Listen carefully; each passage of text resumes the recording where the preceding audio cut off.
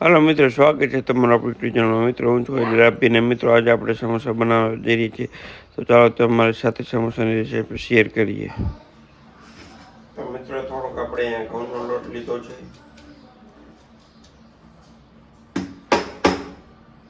હવે આપણે થોડોક મેંદાનો લોટ નાખીશું.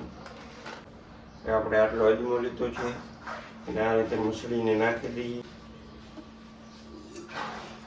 બે અઢી કપ તેલ નાખ્યું છે આપણે. આપણે આ રીતના મોરણ કરી નાખશું. પાણી એડ કરતા જઈશું. તો મિત્રો આ રીતનો લોટ થાય ત્યાં સુધી આપણે આને મસળવાનો છે.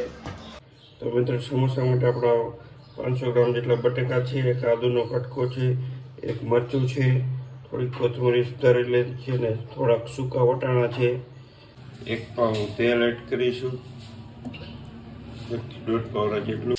આપણે એની અંદર મરચાં એડ કર્યા છે,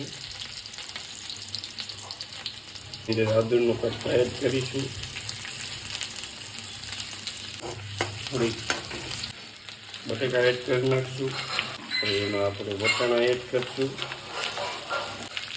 ત્યારબાદ કોથમરી એડ કરીએ.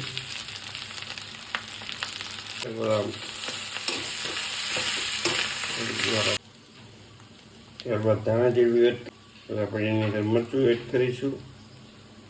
ત્યારબાદ સ્ટફિંગ એડ કરીશું. તો મિત્રો આપણું સ્ટફિંગ રેડી થઈ ગયું છે. મિત્રો આપણે આ રીતની રોટલી વણી લેવાની છે અને વચ્ચેથી આમ કરીને કટ મારી દેવાની.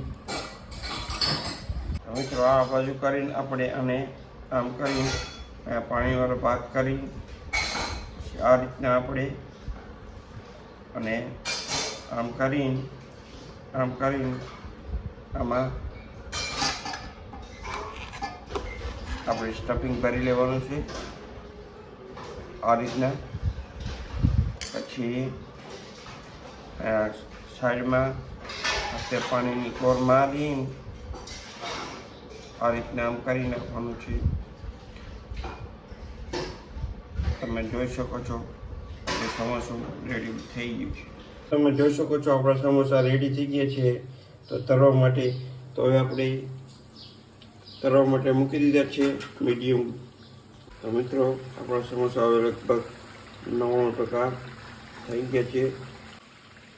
તો મિત્રો તમે જોઈ શકો છો આપણા સમોસા ઓલમોસ્ટ રેડી થઈ ગયા છે. તો હવે આપણે એને બહાર કાઢી લઈએ. તો મિત્રો આપણા સમોસા રેડી થઈ ગયા છે. આવા ચોમાસામાં ટમટમથી તીખી મરચી, ચટાકેદાર ચટણી ને આપણી વાલી છાશ હોય એટલે બીજું શું જોઈએ. તો મિત્રો તમને વિડીયો ગમે તો આપણી ચેનલને લાઇક, શેર અને સબસ્ક્રાઈબ કરી દેજો.